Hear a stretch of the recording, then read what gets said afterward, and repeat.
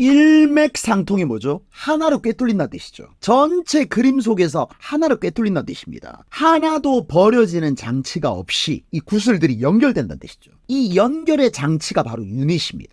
품사 아닙니다. 문장 오형식 아닙니다. 이 유닛이 전체를 꿰어줄 겁니다. 조직화시켜줄 겁니다. 조직화의 바늘과 실이 바로 유닛입니다. 자, 예를 한번 들어보겠습니다. 인칭대명사. 우리 인칭대명사 어릴 때부터 많이 외웠는데 이 인칭대명사를 좌와 우로 나눈 기준이 뭐죠? 자, 영어의 명사는 한정사와 전치수식어라는 두 개의 막에 둘러싸여져 있습니다. 근데 이 명사가 유닛이 아닙니다. 실제 우리가 문장을 만들 때 이 명사는 단수명사, 복수명사, 셀 수 없는 명사로 결합하죠. 이게 바로 유닛이죠. 이 명사 세트를 한 단어로 받는 게 대명사이기 때문에 이 인칭대명사, 즉 사람이나 사물을 지칭하는 대명사는 따라서 분리되는 겁니다. 자, 왼쪽은 뭐죠? 단수명사나 셀 수 없는 명사를 받는 거죠. 오른쪽은 뭐죠? 복수명사를 받는 거죠. 이렇게 유닛에 따라서, 명사 유닛에 따라서 인칭대명사가 좌우로 나뉘는 겁니다.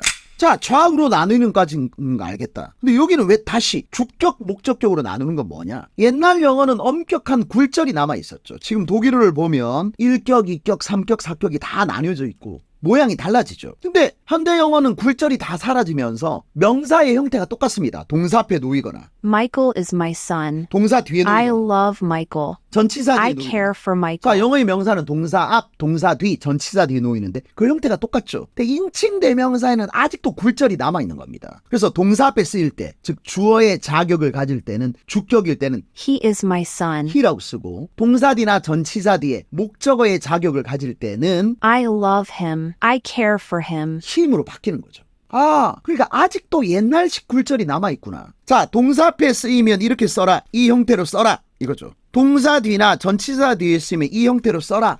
라고 아직도 굴절이 남아있다는 겁니다. 심지어 인칭에 따라서 바뀌죠. 나하고 관계 있으면 1인칭, 너하고 관계 있으면 2인칭, 나, 너와 관계 없으면 3인칭. 그러니까 옛날 고대 영어의 격, 그리고 인칭, 여기에 따른 굴절이 아직도 살아있다는 겁니다.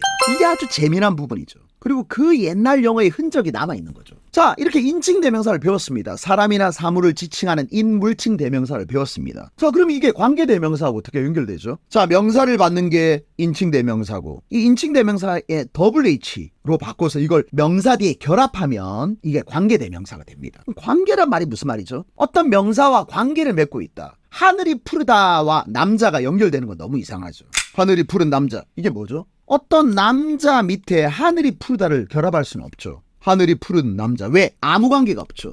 남자와 하늘이 푸르다는 아무 관계가 없죠. 자, 여기에 앞에 있는 이 명사와, 즉 선행 명사와 관계를 맺고 있는 문장을 결합해야 됩니다. 이때 he가 더맨을 받은 인칭 대명사죠. 이렇게 하면 관계가 맺어졌죠. 이 관계를 맺고 있는 대명사를 관계 대명사로 바꾸는 겁니다. 자, 그러면 이 문장 전체가 2차가 되어서 이 명사에 달라붙는 겁니다. 앞에 있는 명사를 선행명사, 앞에 있는 명사 선행명사라 그러고 앞에 있는 명사와 관계를 맺고 있는 것이 대명사인 안긴 문장을 관계대명사절이라고 하는 겁니다.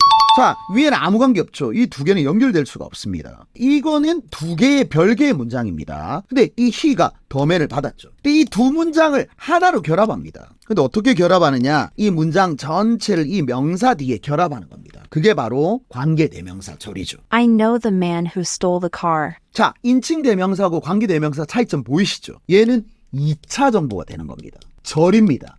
즉 안긴 문장인 거죠. 자, 그러면 관계대명사절은 뭐냐? 앞에 있는 명사와 관계를 맺고 있는 것이 대명사인 안긴 문장. 이게 관계대명사절입니다. 그러면 굉장히 어려운 말로 주격 관계대명사는 뭐냐? 아무것도 아닙니다. 주격이 주어의 자격을 가지고 있다는 뜻이죠. 즉 동사 앞에 쓰인다는 뜻입니다. 이걸 주격 인칭 대명사라 그러죠. 이게 이제 그대로 후로 바뀌어서 명사 뒤에 들어가죠. 그러면 이 관계대명사절에서 얘는 지금 동사 앞에 쓰이니까 주어의 자격을 가지고 있는 관계대명사죠. 이 용어가 그냥 익히면 굉장히 어렵습니다. 근데 영어가 옛날에 아주 엄격한 굴절어였다라는 걸 우리가 이해하고 유닛의 개념을 따라가면 이 의미가, 이 복잡한 문법 용어가 이해가 되죠. 자, 따라서 우리는 이 he를 who로 바꾸면 이 문장 전체가 명사 밑에 2차로 결합한다는 걸 알게 됩니다. 그리고 얘를 주어의 자격을 가지고 있는 관계대명사 이렇게 부를 수 있게 되는 거죠. 자, 이 they를 만약에 who로 바꾸면 이 문장 전체가 명사 뒤에 2차로 결합한다는 걸 알게 되는 겁니다.